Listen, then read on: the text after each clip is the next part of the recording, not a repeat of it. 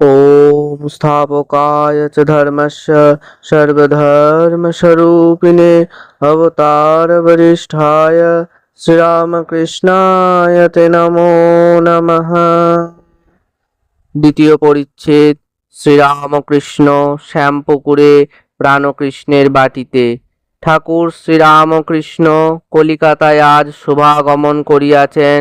শ্রীযুক্ত প্রাণকৃষ্ণ মুখোপাধ্যায়ের শ্যামপুকুর বাটির দ্বিতলায় বৈঠকখানা ঘরে ভক্ত সঙ্গে বসিয়া আছেন। এইমাত্র ভক্ত সঙ্গে বসিয়া প্রসাদ পাইয়াছেন। আজ 2রা এপ্রিল রবিবার 1882 খ্রিস্টাব্দ 21শে চৈত্র 1288 বঙ্গাব্দ শুক্লা চতুর্দশী। এখন বেলা 1টা থেকে 2টা হইবে। ক্যাপ্টেন ওই পাড়াতেই থাকেন। ঠাকুরের ইচ্ছা এ বাড়ির বিশ্রামের পর ক্যাপ্টেনের বাড়ি হইয়া তাহাকে দর্শন করিয়া কমল কুটির নামক বাড়িতে শ্রীযুক্ত কেশব সেনকে দর্শন করিতে যাইবেন। প্রাণকৃষ্ণের বৈঠকখানায় বসিয়া আছেন রাম, মনমোহন, কেদার, সুরেন্দ্র, গিরীন্দ্র, সুরেন্দ্রের ভ্রাতা রাখাল, বলরাম মাস্টার প্রভৃতি ভক্তেরা উপস্থিত। পাড়ার বাবুরা ও অন্যান্য নিমন্ত্রিত ব্যক্তিরাও আছেন। ঠাকুর কি বললেন শুনিবার জন্য সকলেই উৎসুক হইয়া আছেন।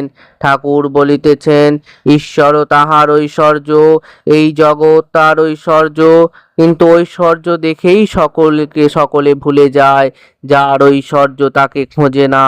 কামিনী কাঞ্চন ভোগ করতে সকলে যায়, কিন্তু দুঃখ অশান্তি বেশি।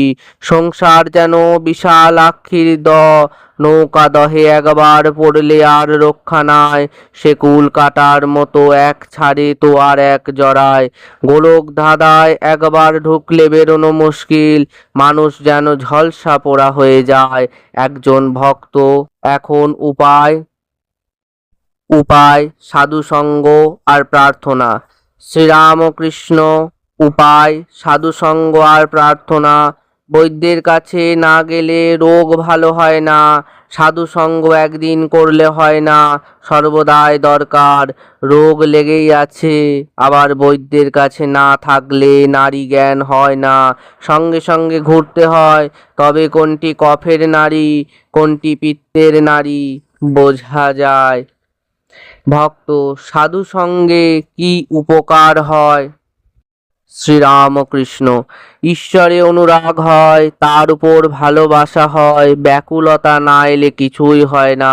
সাধুসঙ্গ করতে করতে ঈশ্বরের জন্য প্রাণ ব্যাকুল হয়।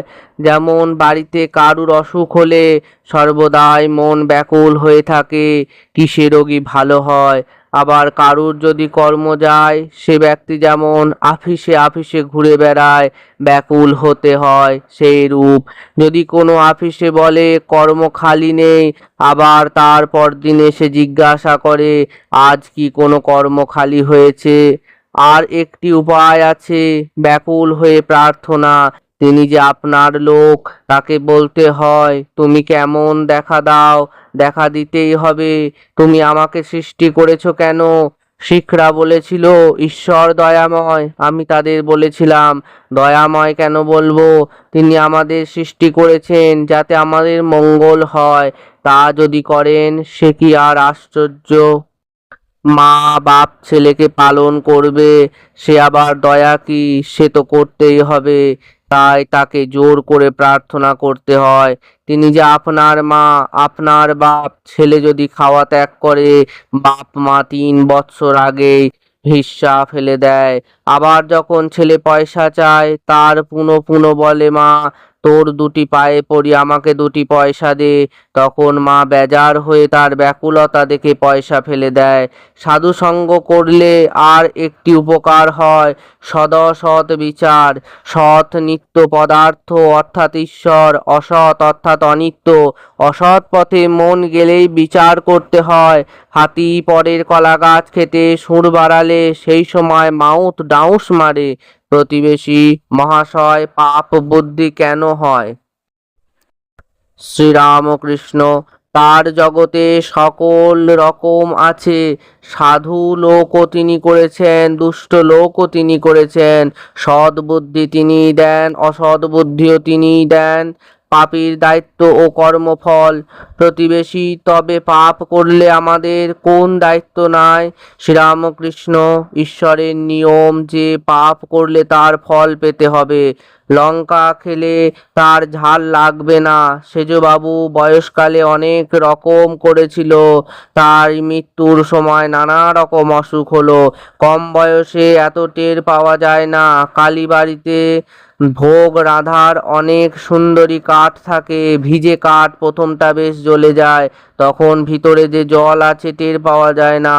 কাঠটা পোড়া শেষ হলে যত জল পেছনে ঠেলে আসে ও ফ্যাঁচ ফোঁচ করে উনুন নিভিয়ে দেয়। তাই কাম, ক্রোধ, লোভ এসব থেকে সাবধান হতে হয়। দেখো না, হনুমান ক্রোধ করে লঙ্কা দগ্ধ করেছিল, শেষে মনে পড়ল অশোক বনে সীতা আছেন, তখন ছটফট করতে লাগলো পাছে সীতার কিছু হয়। প্রতিবেশী, তবে ঈশ্বর দুষ্ট লোক করলেন কেন? শ্রীরামকৃষ্ণ, তার ইচ্ছা, তার লীলা, তার মায়াতে বিদ্যাও আছে, অবিদ্যাও আছে। অন্ধকারেরও প্রয়োজন আছে। অন্ধকার থাকলে আলোর আরও মহিমা প্রকাশ হয়। কাম, ক্রোধ, লোভ খারাপ জিনিস বটে, তবে তিনি দিয়েছেন কেন? মহৎ লোক তয়ের করবেন বলে। ইন্দ্রিয় জয় করলে মহৎ হয়।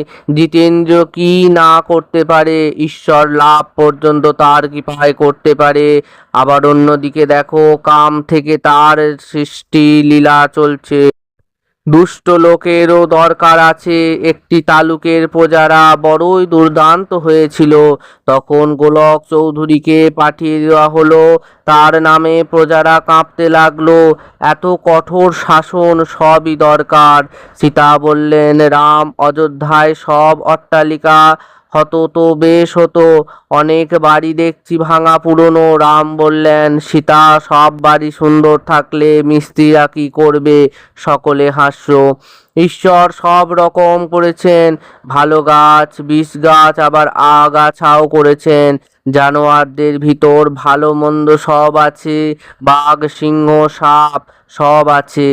সংসারেও ঈশ্বর লাভ হয়, সকলেরই মুক্তি হবে। প্রতিবেশী মহাশয়, সংসারে থেকে কি ভগবানকে পাওয়া যায়? শ্রীরামকৃষ্ণ, অবশ্যই পাওয়া যায়, তবে যা বললুম, সাধু সঙ্গ আর সর্বদা প্রার্থনা করতে হবে। তার কাছে কাঁদতে হয়। মনের ময়লাগুলো ধুয়ে গেলে তার দর্শন হয়। মনটি যেন মাটি মাখানো লোহার ছুঁচ। ঈশ্বর চুম্বক পাথর, মাটি না গেলে চুম্বক পাথরের সঙ্গে যোগ হয় না। কাঁদতে কাঁদতে ছুঁচের মাটি ধুয়ে যায়। ছুঁচের মাটি অর্থাৎ কাম, ক্রোধ, লোভ, পাপ বুদ্ধি, বিষয় বুদ্ধি। মাটি ধুয়ে গেলেই ছুঁচকে চুম্বক পাথরে টেনে লবে, অর্থাৎ ঈশ্বর দর্শন হবে। চিত্তশুদ্ধি হলে তবেই তাকে লাভ হয়।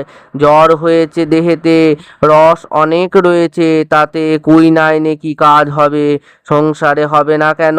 ওই সাধু সঙ্গ, কেঁদে কেঁদে প্রার্থনা, মাঝে মাঝে নির্জনে বাস। একটু বেড়া না দিলে ফুটপাতের চারা গাছ ছাগল গরুতে খেয়ে ফেলে। প্রতিবেশী, যারা সংসারে আছে তাহলে তাদেরও হবে। শ্রীরামকৃষ্ণ, সকলেরই মুক্তি হবে, তবে গুরুর উপদেশ অনুসারে চলতে হয়। বাঁকা পথে গেলে ফিরে আসতে কষ্ট হবে। মুক্তি অনেক দেরিতে হয়, হয়তো এ জন্মে হলো না, আবার হয়তো অনেক জন্মের পর হলো। জনকাদি সংসারেও কর্ম করেছিলেন, ঈশ্বরকে মাথায় রেখে কাজ করতেন।